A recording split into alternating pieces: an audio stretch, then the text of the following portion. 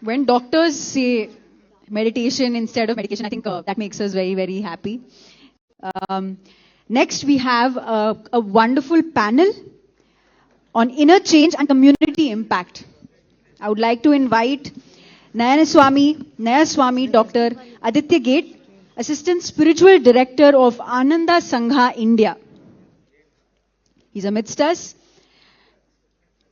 Professor Dr. Rima Dada, Researcher, AIMS, New Delhi, All India Institute of Medical Sciences, New Delhi. And Srimati Radhika Atota, Head of Program and Product Management, Los Angeles, USA. Wonderful, wonderful set of lectures from eminent doctors, Dr. Chopra and Dr. Mohit Gupta. We are glad to have them at our conference. And thanks to Karthikeyan sir for inviting them. And as we continue along, we have two more doctors here, leaders in their own space. One in the space of research from AIMS, Professor Dr. Rima Dada, and another doctor from the spiritual sector, Dr. Aditya Gate. We will listen to their experience.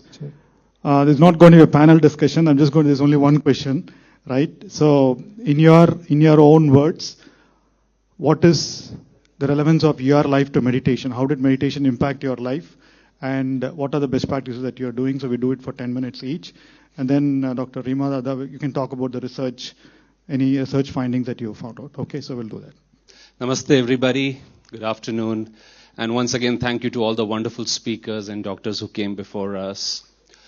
So, since yesterday we've been hearing so many wonderful things, the research about how meditation, what are the things, how does it change us? Our topic is meditation for inner change. So first question, I don't think we need to convince ourselves that it is changing us. There's a lot of change happening on a neurological level, on the parasympathetic level, as Dr. Chopra shared very deeply. And all I can say is whether, like many of our speakers and Swamiji also this morning was saying, that when we are leading, whether it's an organization, I happen to be a trustee on some organizations and oversee the work in some organizations in Pune. But whether it's the household, whether it's an office, a medical team, surgical team, or it's any organization, one of the things the leader has to do by the, you might say, definition of the title is to receive some sort of an, you might say, an intuition or a vision. And once we have that clarity, once we know what is it that we are here to do, then like many of our, like Dr. Mohit was also saying, don't give up. Do not let anything disturb you. Bring that clarity, bring that perseverance, bring that energy and concentration. And that's the first part, for the leader to, you might say, tune into that reality. And second is to carry people along with you. That what is their reality? How can we inspire them? How can we work with them as they are? And over there, all I'll say is, and Dr. Rima could share much more about the research, but in the last 2 days, we've seen a little bit about the prefrontal lobe, how that changes. In the spiritual parlance, we call it the spiritual eye, or the seat of superconsciousness, seat of enlightenment. That when we are meditating and we bring more neurological activity to the front part of the brain, our behavior, social behavior, qualities like empathy, resilience, creativity, these are expressed over there. So our ability not only to receive that idea, but then also to share it with others, to inspire others and carry them forward comes along. So I have personally found the simple advice that before you make important decisions for yourself, for your team, take some time to meditate, and then how can we communicate it to others. And finally, I'll say, even before I didn't know how to meditate, meditation has you might say, shown me a particular procedure or technique. But even otherwise, if there's an important event in our life, what do? I think most of us would sit in a room. You would tell your friends, please give me a few minutes. I'd like to be quiet. You close your eyes. You mentally perhaps go through the points, or you visualize yourself sharing something. And that brings us clarity. Well, in meditation, like others were saying, we call it pratyahara, interiorization, focusing, bringing the energy over here, and being able to then bring that initial thought that the leader has to fruition. So this is one way in which, in our day-to-day decisions, I think we can bring a meditation practice and carry it forward. Wonderful. Thank you, Dr. Aditya. Yes, Dr. Rima. So my journey with meditation began about 2 decades ago. And when I was doing, after my MD, when I started doing PhD, my topic was genetics of male infertility. And infertility is believed to be a problem of the female. So, but we were working on the male. And so when we started this work and we found that there were changes, especially in men, because the sperm is a cell in crisis and the only cell in the body which can't protect itself by virtue of its anatomy. So we started working if yoga and meditation, and let me just tell you, when I say yoga, meditation is an integral part of yoga. Yoga consists of asanas, pranayama and dhyan. The main aim of asanas is not just for physical fitness as we think of, or to increase your strength, stability and endurance, but the main aim of asanas is so that, you can bring your body in geometry so that you can breathe effectively, that is pranayama. And when you do pranayama, you get automatically into a state of meditation, which is nothing but a state of enhanced awareness. To live more mindfully, to live more meaningfully, and also to understand the deeper purpose and meaning of our life. And more importantly, as we say now, to have a state of meta-awareness or metacognition, that is to know how you are thinking, to be aware of your thoughts so that you can also correct them accordingly. So when we began these studies, we started focusing if meditation and yoga, since meditation is an integral part of yoga and the aim of yoga is to achieve a meditative state, we started seeing the effect of yoga in various non-communicable lifestyle diseases, and we began with male factor infertility, and the results were amazing. And these results, which I'm going to share with you now, have been published in very high impact index journals. And the first thing we saw was that not only was it improving the normal parameters of the sperm like motility, morphology, but it was actually bringing about changes in the mitochondrial and the nuclear DNA. There was improvement in the nuclear DNA, so the most important thing is the effect that yoga is having on your DNA shows, especially in germ cells, that it has transgenerational effects. There are very few drugs which at therapeutic levels can penetrate the sperm DNA, but yoga was impacting the sperm DNA in a positive manner. Yoga was also improving the mitochondrial DNA. You're spending crores and crores of rupees to look younger, to stay younger, have so many experiments, but the battery of life, the powerhouse of the cell is the mitochondria, and meditation is helping to improve the mitochondrial integrity and health. Then we worked from that place onwards. We started working on primary open-angle glaucoma. We worked in autoimmune diseases like rheumatoid arthritis. We saw that meditation was actually able to bring about molecular remission. It helped to re-establish immunological tolerance. We worked on depression, and what we found that yoga and meditation was actually promoting neuroplasticity. It was increasing the levels of various transmitters which were acting like fertilizer for our neurons. It was increasing the size of gray matter in areas which were thought to be just static, and it was believed that once you are born, your neurons do not grow. They actually grow. So centers which are concerned with concentration, attention, learning, memory, their size actually grew. The center which helps you to react violently, behave like in a certain way, the way we behave when you have stressful situations, the amygdala, which is the center for stress, it actually shrinks. It teaches us to slow down and respond rather than react violently. And so we started doing various studies, and recently what we've done is taken the yoga conditioned serum of infertile men and treated cancer cell lines. Cell lines which were both hormone dependent, hormone independent cancer cell lines, and what we found to our amazement was that the cancer cell characteristics, their migration, their metastatic potential, their proliferation decreases. So we see what is actually meditation doing. It is actually acting both on our DNA, the genome, as well as the epigenome. It is actually switching on gene programs which are beneficial for us. So your genes are behaving in a way that is beneficial for you. So it's totally in your hands. So meditation is not just a retreat where you go for certain days to the Himalayas and then you start, doing it. It's a daily practice. It requires consistency. And once I got Diksha and I started doing daily practice of meditation and chanting, I've seen a profound change. And I think it's a must. We don't have to wait for diseases to crop up to start doing meditation. We should do it daily because it helps to promote health and well-being. Why wait for it to strike you when you have a disease to manage the disease? Do it before it sets in. It helps you prevent the onset of diseases. It promotes health. So I think I'm a big advocate, and our studies have shown clearly beyond doubt that meditation is the only way. Wonderful. Thank you. So one common theme of the last 2 days of all the sessions is daily, continuous, rigorous practice. It doesn't need to be rigorous, but everyday practice is what is important. All the speakers have echoed it.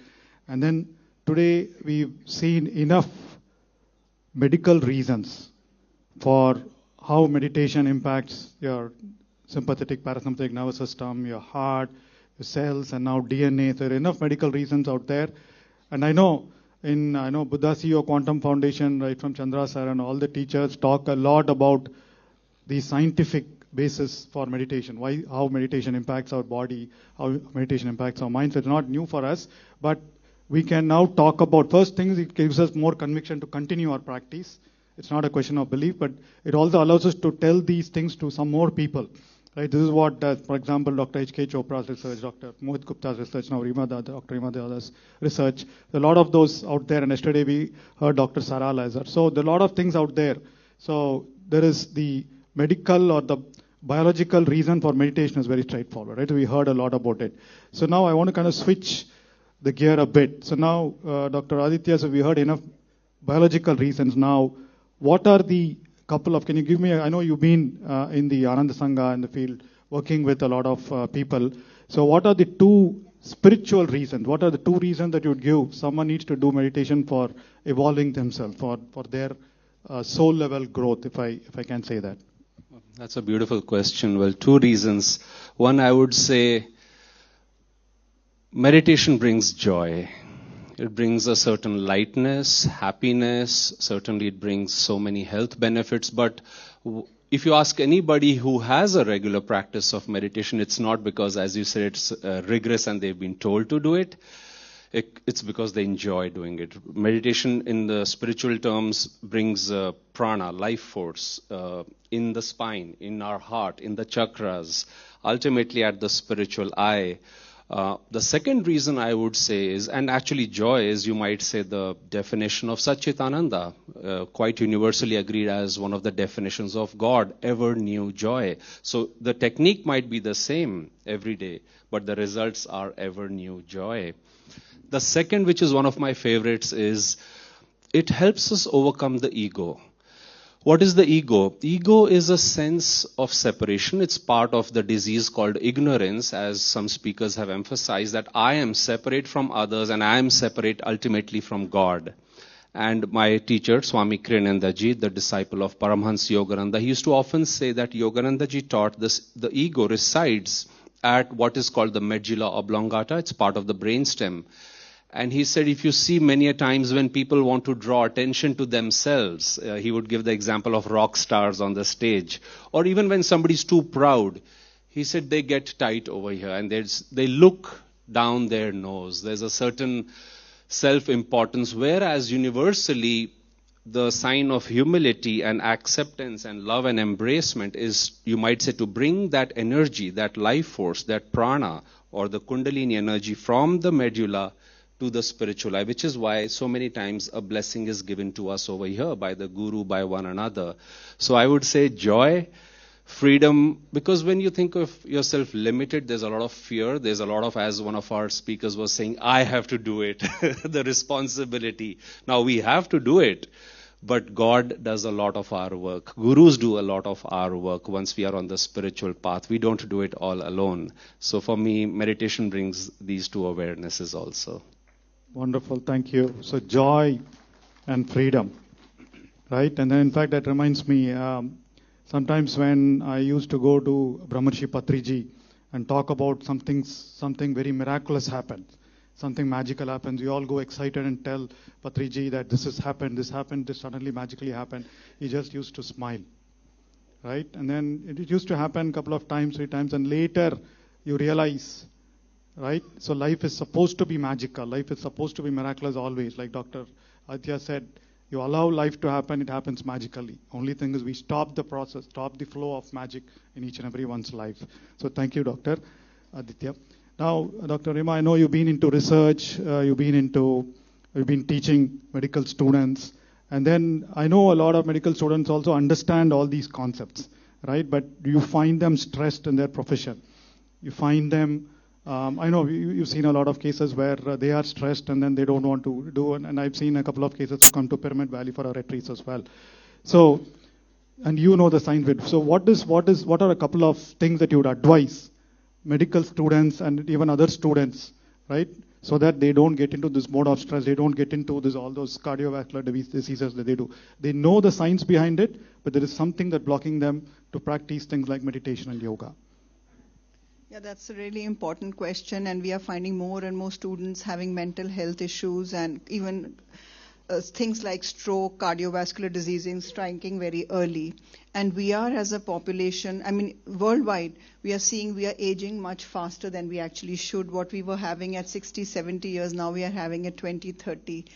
Even children before 10, 1 in 3 children is having high blood pressure. So with all that, I think it's very, very important. At least AIMS in the last 3 years, they've introduced a lecture on epigenetics, which is to tell the children, because we are brought up with this concept that the genes determine our health and disease state. So if we have any health issue, we blame it on our genes. But now we know clearly beyond doubt that it's our habits, whatever we do on a daily, regular basis, is actually determining our health and disease states. So to increase this, to make them aware that every choice that you make, your health is totally dependent upon your choices. Your DNA is not your blueprint for your diseases. For example, whatever you are going to do daily, for example, if you have chole bhature once in a month, it's okay. But if you are having fast food every day, for example, pick up a packet of chips or have biscuits or have cakes, which are, breads and pasta every day, which is so easily accessible and tasty. Now we don't even need to go and buy it. It comes to our footsteps through Swiggy and Zomato. So we've become such a lazy nation. And also we see that we are not doing physical activity, high levels of stress, smoking, alcohol consumption, doing drugs.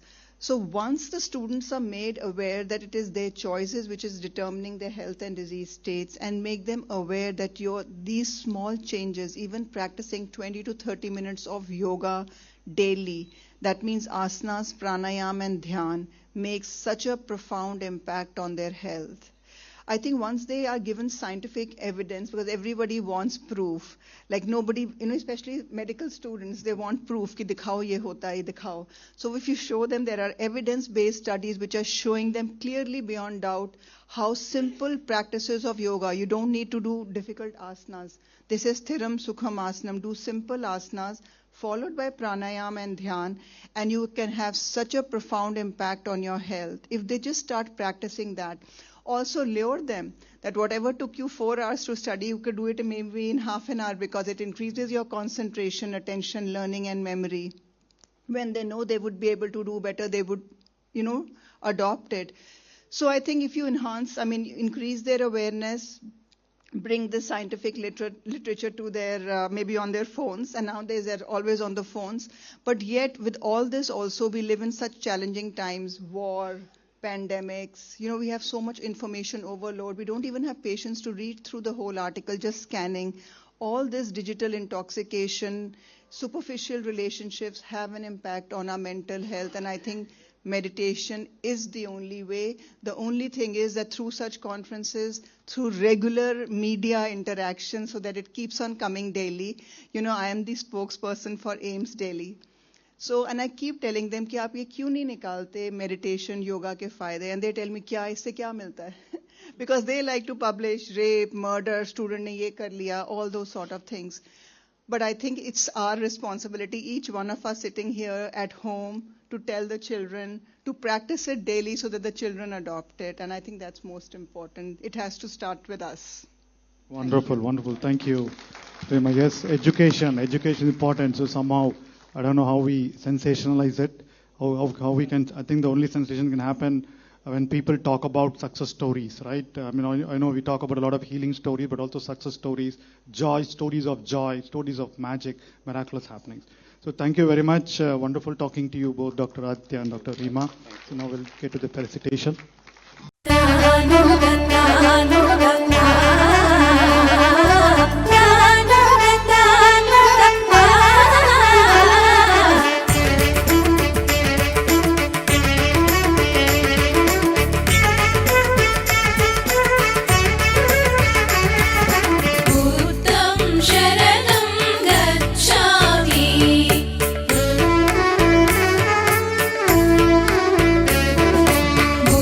Thank you so much, Aditya Gadhvi and Dr. Rima Dada.